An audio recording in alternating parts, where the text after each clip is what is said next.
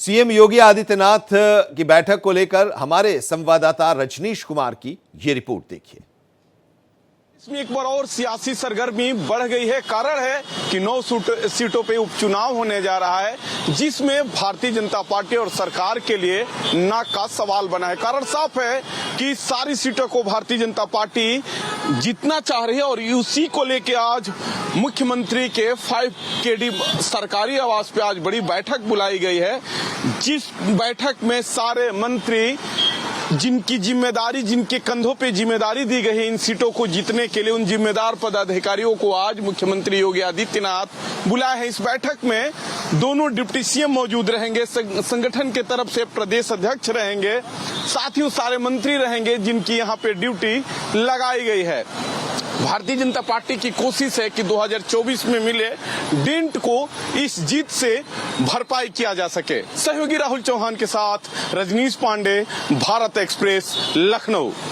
रजनीश पांडे हमारे संवाददाता हमारे साथ इस वक्त लखनऊ से जुड़े भी हुए हैं। जो 10 सीटें जहां पर उपचुनाव होने हैं उनमें से 9 सीटों पर उपचुनाव की घोषणा की गई है। मिल्कीपुर में अभी घोषणा नहीं की गई है, कुछ कानूनी अड़चन आ रही थी। फूलपुर, कटेहरी, करहल, सीसामऊ, मंझवा, गाजियाबाद सदर, खैर, मीरापुर और कुंदर की यहां पर चुनाव होने वाला है। आज की ये जो बैठक है, अहम बैठक है, उम्मीदवारों के नामों पर चर्चा होगी। क्या एजेंडा है? क्या यहाँ पर एक पैनल बनाया जाएगा और वो स्टेट पार्टी को दिया जाएगा और फिर वो सीसी में दिया जाएगा?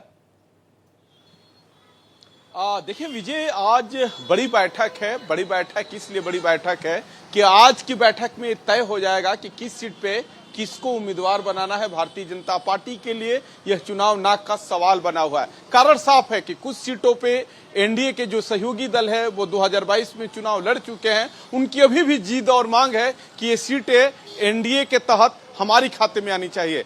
वो सीट जहां पे कुछ 2 सीटों पे मुख्यमंत्री योगी आदित्यनाथ के हाथ में कमान है, 2 सीटों का कमान डिप्टी सीएम केशव प्रसाद मौर्य और कुछ सीटों की कमान ब्रजेश पाठक के हाथ में है। सरकार की कोशिश है कि 2024 में जो डेंट मिला था उस डेंट को भरपाई तभी होगा जब ये इस उपचुनाव में सारी सीटें हमारे खाते में होंगी। ये 5KD है। धीरे धीरे आप देख सकते हैं कि कुछ लोग पहले चले गए हैं, कुछ जिम्मेदार पदाधिकारी अब जा रहे हैं। लगभग 30 लोग इस बैठक में रहेंगे, जीत का मंत्र लेके जाएंगे, नामों पे चर्चा होगी कि आखिर किस चेहरे पर भारतीय जनता पार्टी दाव लगाएगी जिसका पूरा फायदा भारतीय जनता पार्टी को मिले। कोई वहां डैमेज नहीं करना चाहती है भारतीय जनता पार्टी।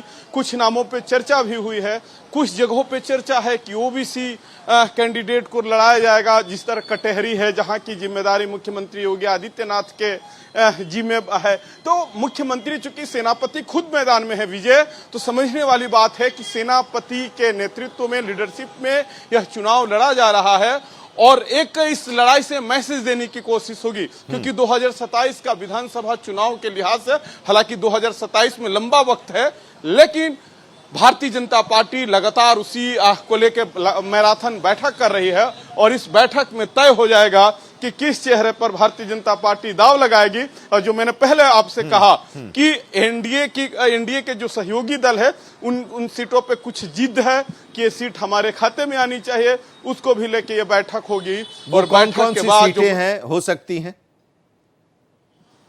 देखिए, कटेहरी 2022 में वहां निषाद पार्टी के खाते में गई थी। संजय निषाद कह चुके हैं कि दोस्ती का गठबंधन धर्म निभाना चाहिए भारतीय जनता पार्टी को और ये सीटें हमारे खाते में आनी चाहिए। मझवा ये वो सीट है जहां पर एक सीट पे मुख्यमंत्री योगी आदित्यनाथ प्रभारी बने हैं, कटेहरी। और वो जो सीट है कहीं ना कहीं लोगों को लग रहा है, जो वर्करों में है, कि अगर भारतीय जनता पार्टी के खाते में अगर सीट आएगी तो बीजेपी के वर्कर मजबूती से चुनाव लड़ेंगे।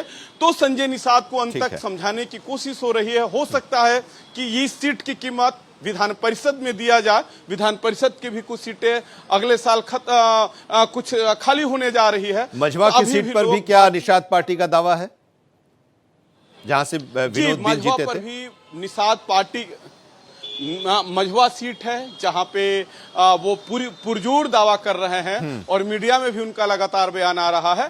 लेकिन एक तो तय है आनंद की इन सारी सीटों पे भारतीय जनता पार्टी के सिंबल पर भारतीय जनता पार्टी के ही उम्मीदवार लड़ेंगे। ठीक है। निषाद पार्टी को इस चुनाव में सीट नहीं दी जाएगी, यह भारत एक्सप्रेस के पास पुख्ता खबर है। चलिए बहुत बहुत शुक्रिया हमारे साथ जुड़ने के लिए। और 2022 में जो चुनाव हुआ था, उस चुनाव में 5 सीटें समाजवादी पार्टी, बीजेपी को 3 सीट, 1 सीट निषाद पार्टी को और 1 सीट आरएलडी को मिली थी। भारतीय जनता पार्टी 9 सीटों पर जहां उपचुनाव होने वाला, उनके लिए उम्मीदवारों के नामों का आज चर्चा करेगी और उम्मीद ये की जा रही है कि सब कुछ आज बैठक में फाइनल हो जाएगा। बहुत महत्वपूर्ण बैठक ये है।